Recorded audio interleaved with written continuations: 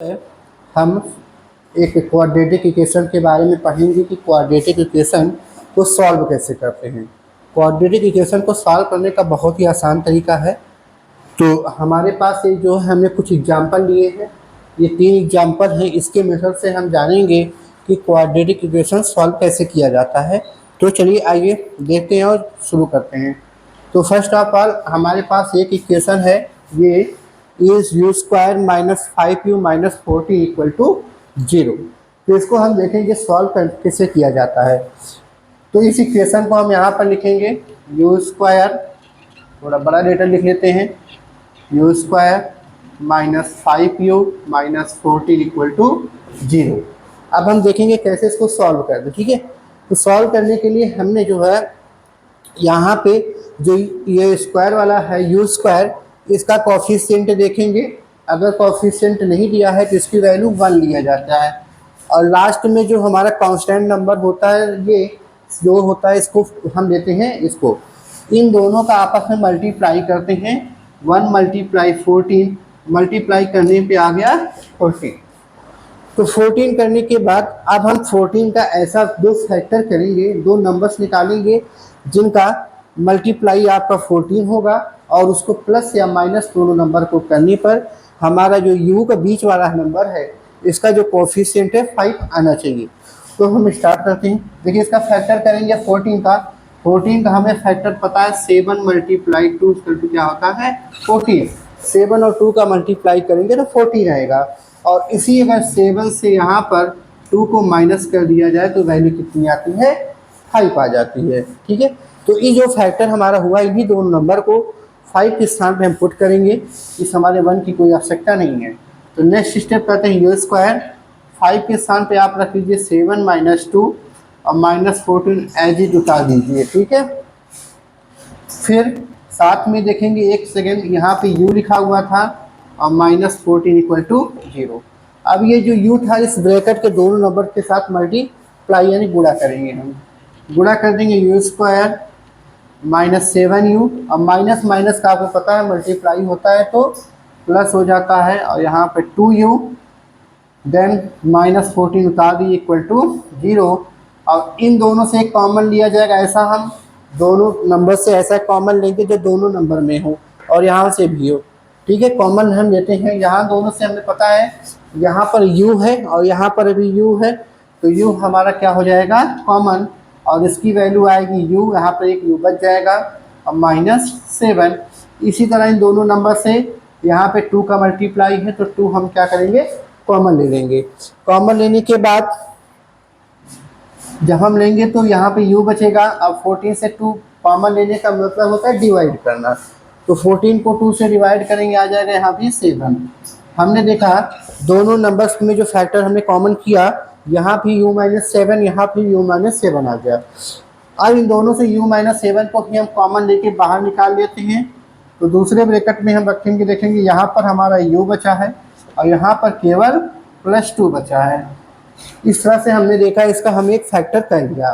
Factor करने के बाद अगर इसकी आपको वैल्यू निकालनी हो क्वाड्रेटिक इक्वेशन के, आपको पता है क्वाड्रेटिक इक्वेशन में अगर पावर 2 होता है तो वैल्यू भी आपकी कितनी आती है 2 ही आएगा।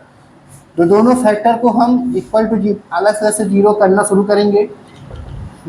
देन एक एक फैक्टर को इक्वल करेंगे 0। u माइनस 7 इक्वल टू 0 होगा तो u की वैल्यू क्या हो जाएगी आपकी 7 हो जाएगी। इसी तरह अगर u प्लस 2 सॉरी u की वैल्यू आपको 7 आ गई, then u plus 2 equal to 0 करेंगे तो u की वैल्यू क्या आ जाएगी माइनस 2। इस तरह से हमने देखा, यहाँ पर हमने दो वैल्यू निकाल दिए और यही आपके क्या हो जाएंगे आंसर। उम्मीद है आपको ये समझ में आ गया होगा। इसी तरह अब हम नेक्स्ट एग्जाम्पल को सॉल्व करना सीखेंगे। इसको हम इरेज कर देते हैं। अब हमारे पास नेक्स्ट एग्जाम्पल है ये वाला, इसको सॉल्व करेंगे। इसको हम ऐसे यहाँ पे पहले क्वेश्चन लिखते हैं, 2x square minus 9x plus 10 क्या हो गया 0। तो ये हमारे पास 0 हो गया, ठीक है। अब इसको सॉल्व करें, आपको वही करना है। यहाँ पे जो नंबर्स है x स्क्वायर है और x है, तो एक्स स्क्वायर का कोफिशिएंट कितना है 2 और यहाँ का कांस्टेंट नंबर कितना है 10। इसका और इसका इन दोनों का आपस में क्या करेंगे मल्टीप्लाई।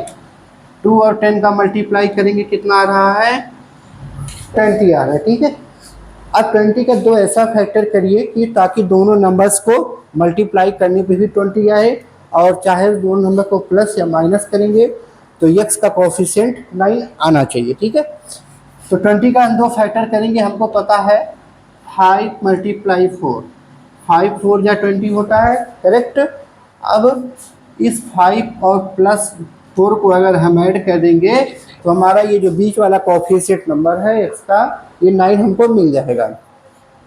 अब इसी जो वैल्यू है इसी को हम उठा के यहाँ पर पुट कर देते हैं। तो नेक्स्ट स्टेप में 2x² माइनस 9 के साथ फिर 5 + 4 into x plus 10 equal to क्या हो गया 0 हो गया। देन आपको पता है फिर हम क्या करेंगे s को यहाँ पे मल्टीप्लाई करेंगे, ब्रैकेट ओपन करेंगे और साथ में माइनस का भी होगा। Then 2x² minus 5x minus का प्लस में मल्टीप्लाई होगा, आपको पता है दोनों हो जाता है माइनस और साथ में x 4x भी हो जाएगा प्लस 10 इक्वल टू 0। ठीक है, अब हम वही स्टेप करेंगे, दोनों के यहाँ पे दोनों एक कॉमन लेंगे, दोनों ऐसा कॉमन लेंगे दोनों के बीच में सेम फैक्टर आना चाहिए। ठीक है, तो कॉमन आपको पता है जो दोनों में नंबर्स होते हैं उन्हीं को लिया जाता है।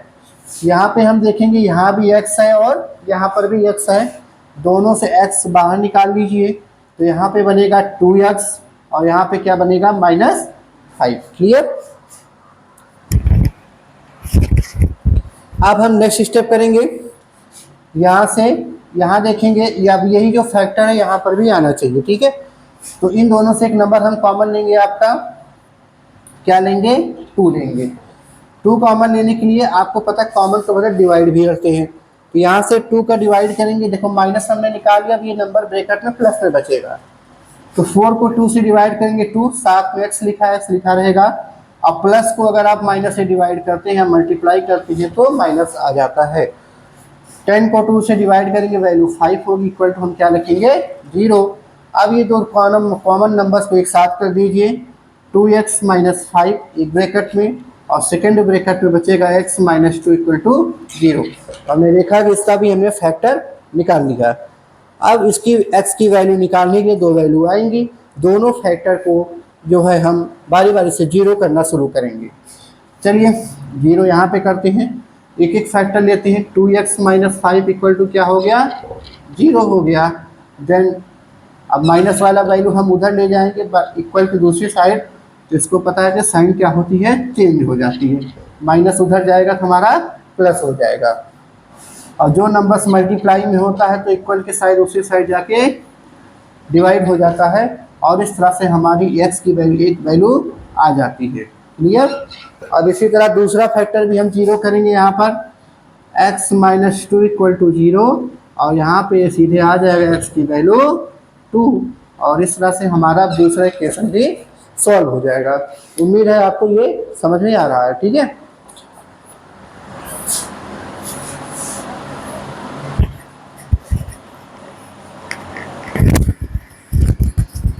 अब हम इसी तरह तीसरा इक्वेशन सॉल्व करना शुरू करेंगे।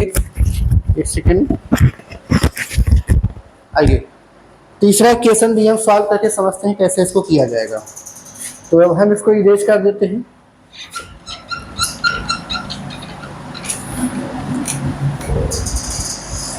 तो हमारे पास ये थर्ड इक्वेशन है 2x² - 11x + 15 इक्वल टू 0।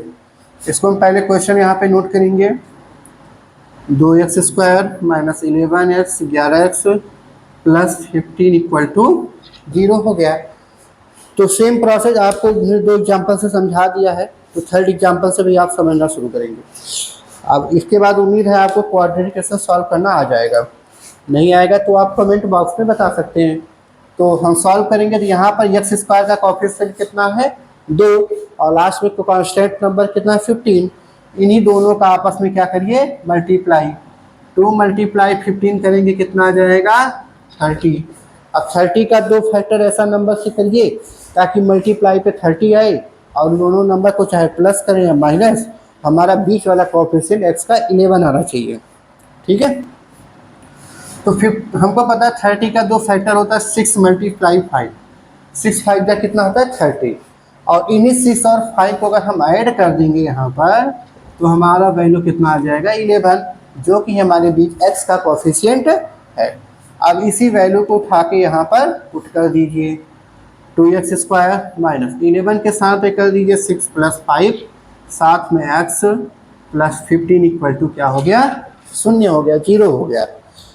फिर वही प्रोसेस जो हमने 2 एग्जाम्पल में किया, थर्ड में भी हम ब्रैकेट ओपन करेंगे और माइनस और x का दोनों मल्टीप्लाई करेंगे, -6x माइनस प्लस का multiply -5x then +15 equal to क्या हो गया, 0 हो गया।